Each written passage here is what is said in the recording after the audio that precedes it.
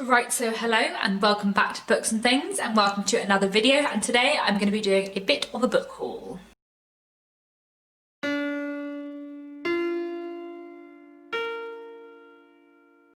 So, I have acquired some books lately that I thought I would show to you today. I usually do a book haul on this channel every few months, and with Christmas coming up I thought I would do a book haul before that to tell you about some of the books that I have been acquiring in the last few months before we get into Christmas, because I'm sure I will end up with some books for Christmas as well. So these are all the books that I've acquired since, I would say, probably like the middle of September.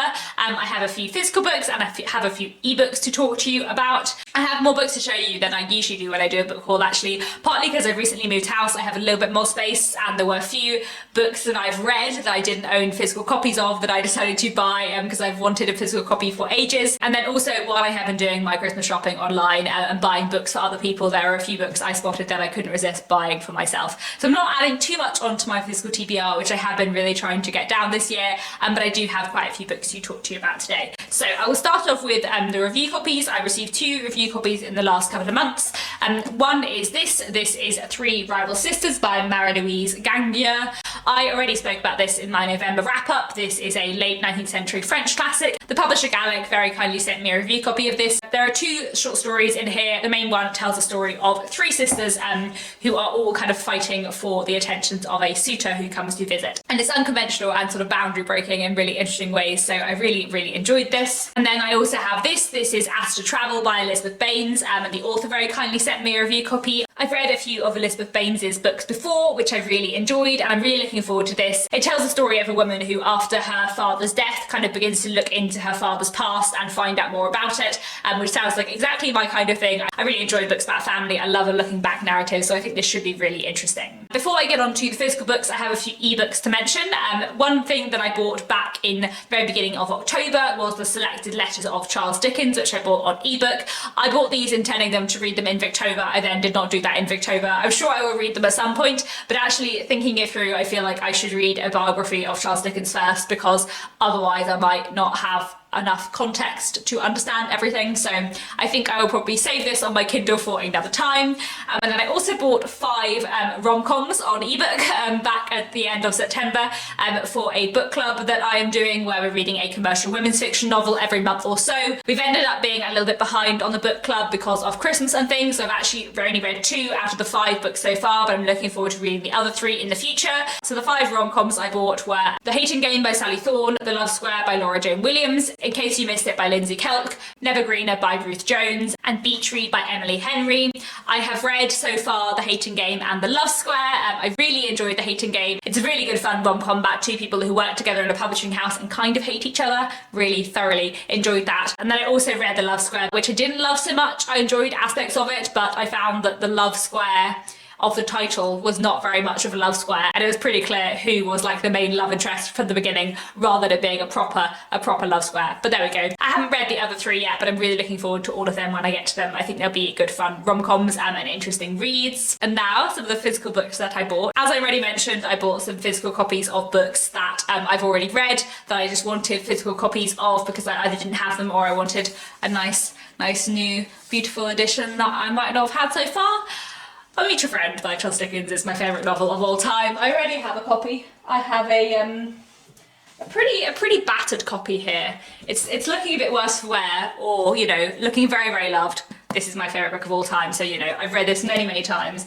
And I recently saw that the Collector's Library, whose editions I also really enjoy, had a new edition out of I Meet Your Friend, and that it was really beautiful, so I wanted it, and so I bought it. And it's lovely. And at some point I might reread I Meet Your Friend from this edition. I think that would be nice. I Meet Your Friend by Charles Dickens is my favourite book of all time. It tells the story of a fortune that is due to go to one man and what happens when that man is found drowned, and it's all about all the other characters who are drawn together by this fortune. It is a wonderful novel that I adore in so many ways, and it's just the best. And then the other 5 are classics that I have read, but I read on Kindle or on audiobook, and I didn't have a physical edition of, and I wanted. So here we have A Dark Knight's Work and Other Stories by Elizabeth Gaskell. This is a World Classics edition. This is out of print now, but I bought this secondhand online because A Dark Knight's Work is a novella by Gaskell, which I absolutely love. I love it so much, and it's so hard to get a physical copy of A Dark Knight's Work, and and this is the only one I could find, and it's really nice to have a physical edition of it because I love it and I talk about it and I want to hold up something when I talk about it on BookTube, and I want to reread it at some point in the future. A Dark Knight's Work tells the story of a young woman and her father. Everything in her life is going well. There is a young man that she likes. Everything is fine, and then one night something happens that changes everything, and I love it. It's so good. It's so good. There are also some other stories by Elizabeth Gaskell in here. I think there are sort of 3 or 4 short stories at the end of The Dark Knight's Work, one of which I have read before and the other 3 I don't think I have, so I'm looking forward to reading the other stories in here as well. I also have Hester by Margaret Oliphant. This is a novel that I read back in January of this year and I loved it. It's definitely one of my favourite books of the year, so I wanted to own a physical copy, and because I had borrowed it from the library and just really wanted to own a copy of it myself. Hester is a wonderful Victorian novel. At the beginning of the book, the main character Hester moves into a new town with her mother, and in this town is a relation of hers called Catherine. Catherine runs a bank, because this is a very cool Victorian novel in which there is a woman who runs a bank. It's great. And Catherine has run this bank for a long time very successfully. Catherine has a big personality, everyone knows about her, and Catherine takes an immediate dislike to Hester, but maybe the reason why Hester and Catherine dislike each other is because they are more similar than they think, and it's all about their kind of relationship and everything else, and it's so good, and it's a bit like proto-feminist, and I love it. I did a video earlier on in the year on Hester and all the ways in which it is proto-feminist, so I will link that Feminist Victorians video down below. I then also got myself a copy of Agnes Gray by Anne Bronte. I was thinking the other day that I'd like to reread Agnes Gray, and then I realised that I didn't actually own a physical copy of it, so I thought I would get myself one because I very much enjoy every Bronte book, and I haven't read Agnes Gray for quite a while. I think I've read it twice, but I think the last time I read it was about 4 years ago, but it's not very long, so I thought I might pick this up and reread it sometime soon.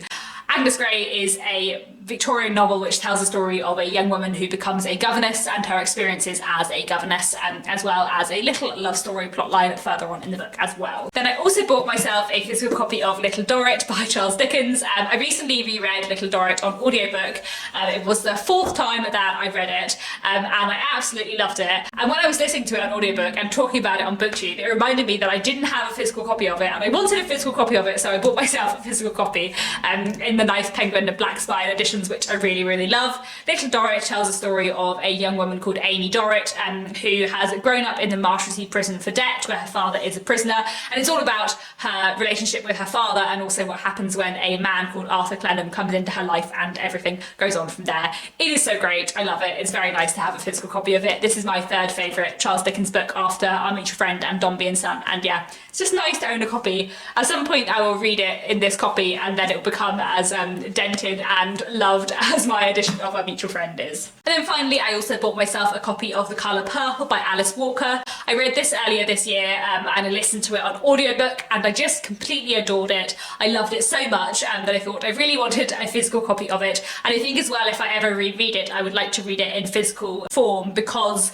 it is like an epistolary novel and in the form of letters, and I think that would be quite interesting to read as well as to have listened to, and I'm sure I will read it at some point in the future actually because I enjoyed it so much. So I'm really glad to have a physical copy of this. It was such a wonderful book. It tells the story of Celie, a young African-American woman growing up in the American South in the first half of the 20th century. It is about her relationship with all of the people around her, and it's a sort of coming-of-age story in some ways. It's about her learning to understand herself, to demand happiness for herself, and just the character development in this book is just truly, truly amazing for all of the characters, not just for Celie, and it's so good. It's just so good, and I just adored it so much, so very nice to have a copy of this. Then while I was doing Christmas shopping for other people, I went down a hole on Dorrit Books' website and bought these 4 books. So the first one is The Canterville Ghost by Oscar Wilde, which I actually read a week or 2 ago and I really, really enjoyed. I've been meaning to pick this up for ages. Oscar Wilde is an author who I absolutely love. I've read a lot of his works, but I hadn't read The Canterville Ghost, which is one of his most famous short stories. So I read this a few weeks ago and really, really enjoyed it. It tells the story of an American family who move to England, and they move into this old aristocratic house that is supposed to be incredibly haunted. No one else will go there, but the Americans are like, we don't care, we don't believe in ghosts, it's all fine. And then of course there is a ghost, but they have no time for all the ghost's antics, and they just like foil him at every turn. And it's just very, very entertaining and very silly with quite a sweet ending. So definitely recommend this one. And then I also got and also read Cassandra at the Wedding by Dorothy Baker, which is an American modern classic from the 1960s. I will talk about this more in my wrap up at the end of the month, but I absolutely adored this. It tells the story of Cassandra, who is going home for her sister's wedding, but her and her twin sister have a very complicated relationship, and Cassandra would like her sister to be more a part of her life than Judith possibly wants. They have this very complicated, rich dynamic, and the book just explores that wonderfully. The characterization here is wonderful, the writing is beautiful, and I just highly recommend it. It was such a good book. And then I also got two books that I have not yet read. This is Peking Picnic by Anne Bridge. This is a modern classic originally published in the 1930s, and it tells the story of an English woman living in China, and her kind of complicated relationships and complicated feelings towards both England and China. I think it should be really interesting, and I'm really looking forward to reading it. And then I also picked up this. This is a non-fiction book, Parallel Lives by Phyllis Rose. I've heard some people on BookTube talking about this recently. I can't remember who, but it sounded very, very much up my street. This is a non-fiction book which tells the story of 5 different marriages within the Victorian period and like picks them apart using their relationships to explore marriage in the Victorian period as a whole, which is exactly the kind of history book that I like. I love a history book which takes like a few people's lives or like an individual's lives and uses that as a starting point and a springboard to talk about the whole of a society. That's one of the reasons why I love The Five by Hallie Rubenhall, which I read in November so much. So I'm really looking forward to this. I think this could be the kind of non-fiction book that I absolutely adore. So there we have it. Those are all the books that I have acquired lately. So actually, of all of those books, I've only added 3 books onto my physical TBR. So I'm not too unhappy with that, because I have been trying to keep that physical TBR down a little bit, but because I've read some of these already, either in the last few weeks or before I bought them, I'm only adding on Aster Travel, Parallel Lives and Peking Picnic to my TBR, so we can live with that. I was still hoping to have not too big a TBR by the end of the year. So that is all for now. Thank you very much for watching. Please let me know if you've read any of these books and what you thought of them, and I'm back very soon with another bookish video.